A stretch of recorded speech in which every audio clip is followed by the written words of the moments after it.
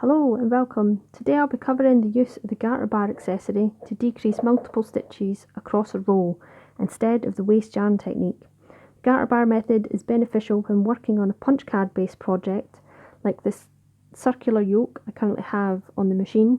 There will be no need to muck around with locking pattern cards or changing carriage settings.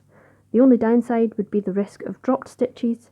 However, threading a contrast lifeline through the live stitches before we transfer will eliminate the possibility and make it easier to rehang the work should it be required. You can find details on my previous video to set up the garter bar for use on your machine. Let's get on and do some knitting.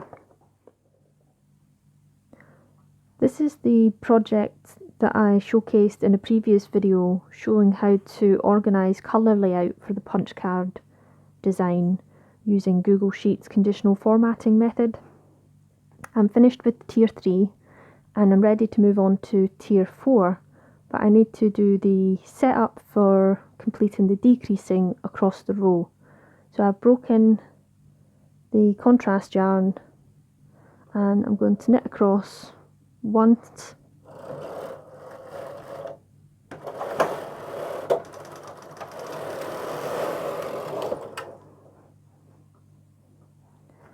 I'm then ready to select the needles that need to be transferred,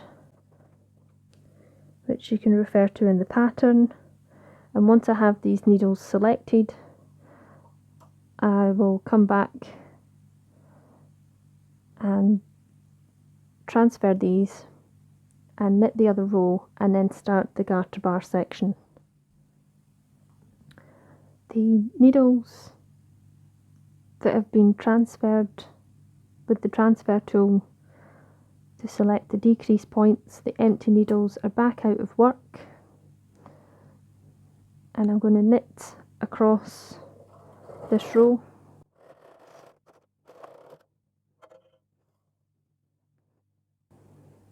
And now we're ready to fix the garter bar. Before we do any of the garter bar movements, we want to secure these stitches with a piece of high contrasting yarn, which for this project I'm using a very bright blue colour. I'm going to take a length that is 6 inches wider than the width of the working needles on the bed, and I'm going to take a double-eyed tool, or you can use a darning needle, and thread this up, and I'm going to come into each stitch and catch the leg. You can decide whether you want it to be the left leg or the right leg, as long as you keep it the same all the way across, catching one leg of each stitch on the needles.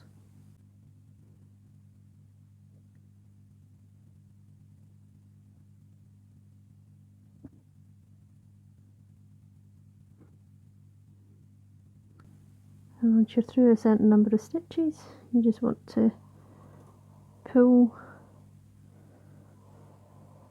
the double-ended tool through and then continue on all the way across the bed.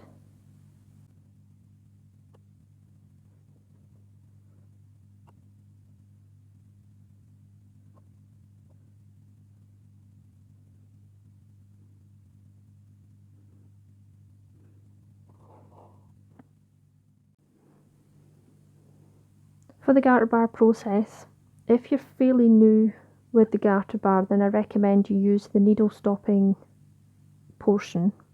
Here I've extended it so that it will fit across the full width of the needles I have selected. I'm going to pull out all of the needles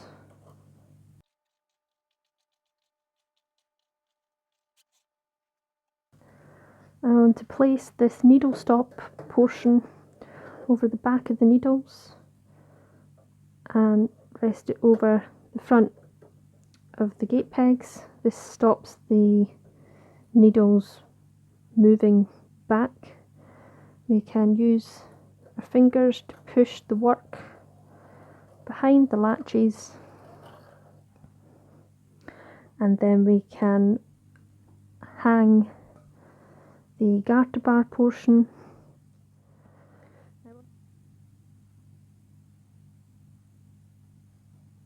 So I'm placing it on over the hooks, and I'm just going to double check that each needle is seated. If a needle isn't seated,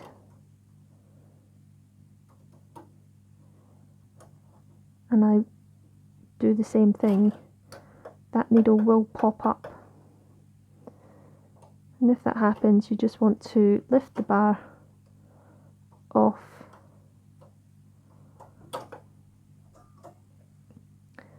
and offer it back up to the hooks, and make sure every hook is in the hole of the prongs on the garter bar. We've moved in closer now so that you can see in more detail the next step to pull the work onto the garter bar. Now I like to come in and close these latches all the way across. It prevents any splitting or catching of the yarn as we pull it from the needles to the bar. I'm going to tilt the back of the bar upwards and start to pull the work from the machine. Now it's up to you whether you want to leave your weights on. Depends on the dexterity in your wrists, if you'll be able to hold the amount of weight as we work, replacing the stitches back over the decreased section of needles. If not, then you can take the weights off, but before you remove the garter bar, once the decreasing replacement is done, you'll want to rehang the weights to prevent any stitches popping off and dropping. So we want to pull it all the way back down past the little bump in the prong on the bar, and when the work's on the garter bar, we're going to drop the back edge and we're going to push it back to open these latches, and we're going to remove the garter bar from the machine and remove this brass needle stopper portion so that we can reset which needles to be in work.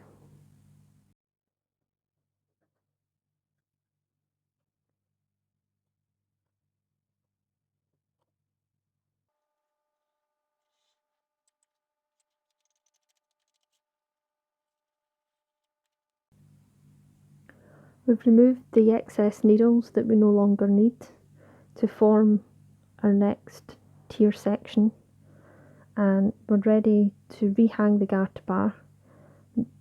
If you decide that you want a little bit of extra security, then you can replace the needle stopping part before you rehang it, and we'll give you a close-up of rehanging. So we're going to look at the garter bar and find the edge stitch, which in this case is on the end prong, and we're going to put that on the end needle, and we're going to lay the garter bar back onto the needles, and we're going to take our thumb and push from the underside, being sure to raise the back of the bar, and we're going to push these stitches towards the front and use our index finger to place them onto the hooks, And we can see we have an empty prong next. So we're going to lift the bar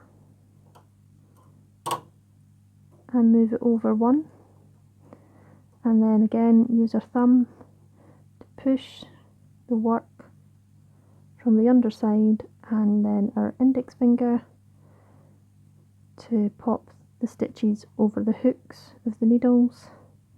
And we have another empty prong, so we want to move over one, and we can see where our last stitch was moved onto to make sure we're on the right track. Just using the fingers to get the stitches to move. And if further down to the other end of the bed the garter bar maybe doesn't sit on the needles correctly, that doesn't really matter because we're only focusing on this portion of stitches at a time. So as long as all the needles are in the prongs of this tool, then it should be fine. And we just continue moving this portion of stitches on to the needles and lifting and moving the garter bar over by one.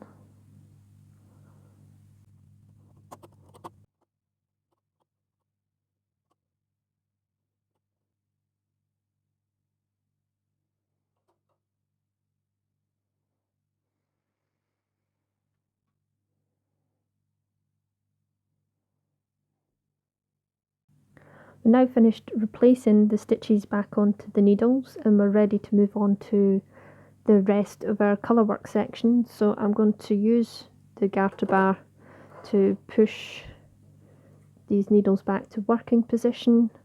I can then load in the contrast colour and continue knitting. Don't forget to subscribe and hit the thumbs up button if you enjoyed this video. Feel free to leave a comment, and until the next time, you've been watching Buttonmouse the Wee Machine Knitter.